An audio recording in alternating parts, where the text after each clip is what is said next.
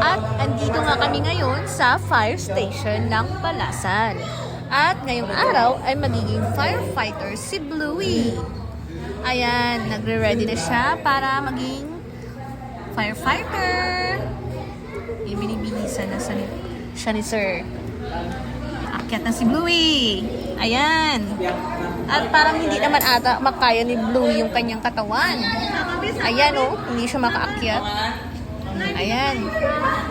Ayun, akyat na pala. Kala ko hindi makakaakyat eh. Ang galing naman ng Bluey namin.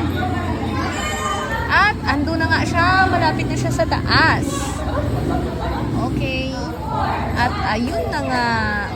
Ang dahan-dahan kasi umakyat eh. Hindi makaya yung katawan eh.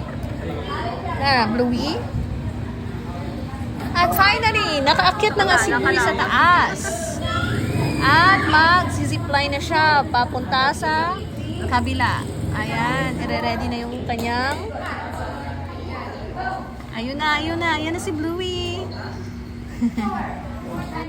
Mag-zipline na nga si Blue. Ayan! Wow! Ang galing naman ni Blue. Di natakot ah. Kaya lang parang hindi siya makaya ng lubid. Hindi makaya ng lubid si Blue. At hindi rin siya makaya ni Sir.